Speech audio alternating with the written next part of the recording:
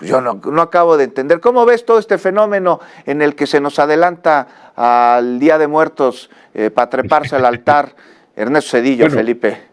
mira, antes que nada, yo creo que sí es importante reconocer una cosa.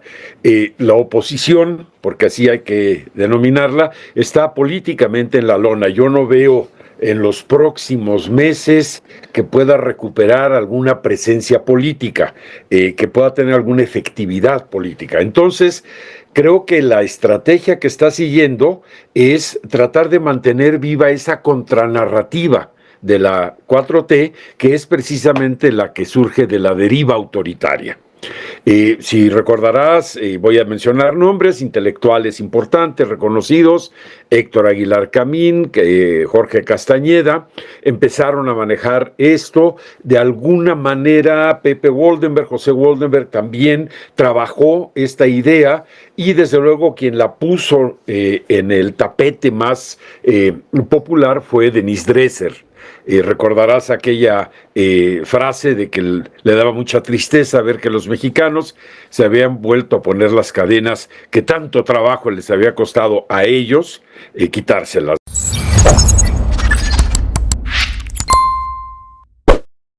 Un saludo para los pregoneros, con todo mi corazón.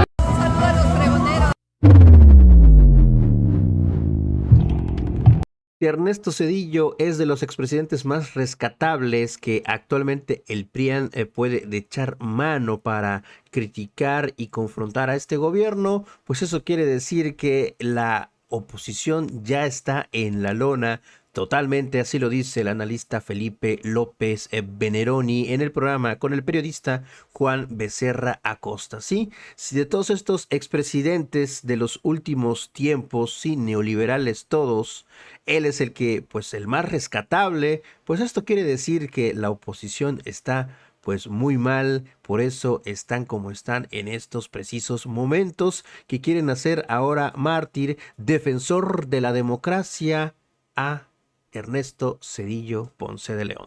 Vamos a escucharlo, mis estimados amigas y amigos pregoneros. Así acabaron con la oposición moralmente derrotada, que de todo se quiere colgar, quiere jalar para tratar de hacer algo en la vida política de nuestro país, ya que no tienen propuestas, no tienen argumentos, no tienen proyecto de país, no tienen nada.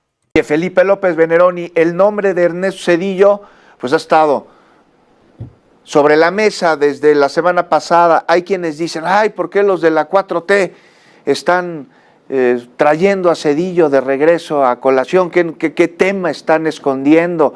Incluso, ¿no?, algunos opinólogos que se dicen de izquierda dicen, hay temas más importantes que Zedillo. Me parece que no, que fue el propio Zedillo el que se puso en los reflectores al escribir en un par de revistas de sus amigos, a los que protegió mucho cuando era presidente de la República, para pues señalar, por ejemplo, falta de democracia con un proceso electoral democrático, que es el del Poder Judicial. Pues yo no acabo de entender. ¿Cómo ves todo este fenómeno en el que se nos adelanta al Día de Muertos para treparse al altar Ernesto Zedillo, Bueno, Felipe? Mira, antes que nada, yo creo que sí es importante reconocer una cosa. La oposición, porque así hay que denominarla, está políticamente en la lona. Yo no veo en los próximos meses que pueda recuperar alguna presencia política, que pueda tener alguna efectividad política. Entonces, creo que la estrategia que está siguiendo es tratar de mantener viva esa contranarrativa de la 4T, que es precisamente la que surge de la deriva autoritaria. Si recordarás, voy a mencionar nombres intelectuales importantes, reconocidos: Héctor Aguilar Camín, Jorge Castañeda, empezaron a manejar esto. De alguna manera, Pepe Woldenberg, José Woldenberg también trabajó esta idea, y desde luego quien la puso en el tapete más popular fue Denise Dresser.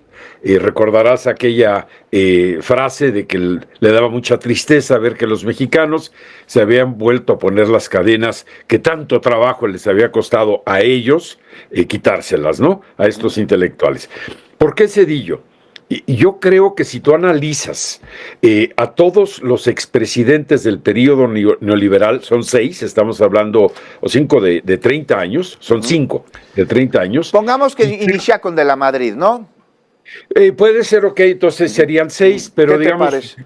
yo me aviento, digamos, de Salinas a Peña Nieto, el que quizá paradójicamente menos cola tenga que le pisen, y yo sé lo que estoy diciendo puede sonar muy, muy difícil de creer, sea Zedillo por una razón. Sí está el Fobaproa, está lo de Actal, está lo de Aguas Blancas, pero, y además la gran paradoja, Juan y amigos del auditorio, que si a un presidente hizo una reforma judicial donde desapareció la Corte y luego volvió a rearmar todo el asunto, fue Zedillo. Nada de proceso electoral, fue como va, ¿no? Bien con el Poder Judicial, pero bueno. A ver, rápido. Aquí, Felipe, una pausa, ¿no? Sí. Para que quede claramente establecido. El 1 de enero del año de 1995, Felipe Calderón detuvo a la Suprema Corte de Justicia de la Nación a través de un decreto. Cedillo. Cedillo detuvo a la Suprema Corte de Justicia de la Nación, la paró durante un mes. Y en 25 días cocinó una reforma en la que disminuyó a 11 de 26 la cantidad de ministros para poner esos 11 a modo para que lo ayudaran pues, a darle viabilidad a sus reformas sexenales, ¿no?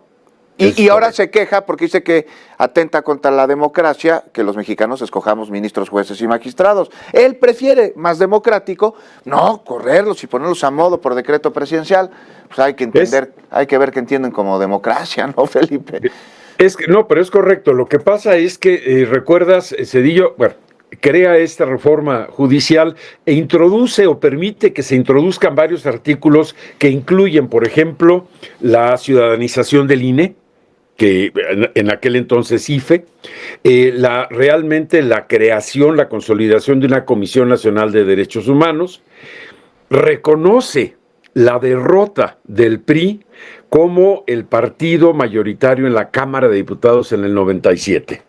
Es la primera vez que un gobierno priista gobierna sin mayoría, un ejecutivo priista gobierna sin mayoría en la Cámara en el 97, reconoce el triunfo del PRD en la Ciudad de México, Cuauhtémoc Cárdenas llega a ser jefe de gobierno, y quizá la cereza en el pastel democrático o de esta narrativa democrática que se quiere vender de Ernesto Zedillo, sea que reconoció incluso antes de tiempo el triunfo de Fox, y por tanto abrió la posibilidad de esta alternancia pacífica, ¿no? Creo que esas son las cartas.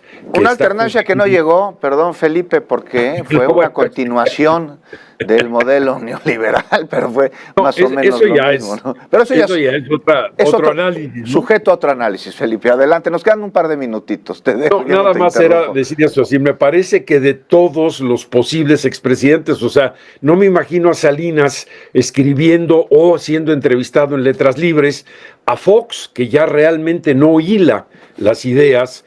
Felipe Calderón está exiliado en España y el caso de Peña Nieto sería el mismo, realmente no puede hilar las ideas. Entonces quizá el único que de estos expresidentes que puede tener todavía una cierta presencia congruente, racional, es Ernesto Zedillo, que más es profesor en la Universidad de Yale, está viviendo en Estados Unidos desde hace mucho tiempo, pero claro, era lógico y es lógico que se contrapongan estas narrativas y que en esa confrontación surjan pues todas las colas que hay que pisar, ¿no? Esta es la idea efectivamente de que estamos regresando al autoritarismo, a la hegemonía de un solo partido, a la concentración del poder en el Ejecutivo y básicamente a la idea de que esto de la elección judicial, que es muy interesante que lo vean como antidemocrático, pues resulte perjudicial para la sociedad mexicana, ¿no? En fin, sí. Esa es, creo yo, que la única explicación que me doy para decir por qué rescatan a Ernesto Zedillo, creo que es porque era el más rescatable de una pléyade de expresidentes que la verdad, pues sí dan mucha pena. No, pues sí es lo más rescatable, criticaron el proceso democrático como la elección extraordinaria del Poder Judicial, acusándolo de antidemocrático, quien paró la Corte y quien endeudó a nuestros nietos y bisnietos con el Fobaproa, pues válgame, está muy flaca la caballada, Felipe. Está muy débil la oposición. Te mando un abrazo, Felipe, en serio, muchísimas gracias como siempre por acompañarnos. Espero nos escuchamos pronto, ¿no? Un placer.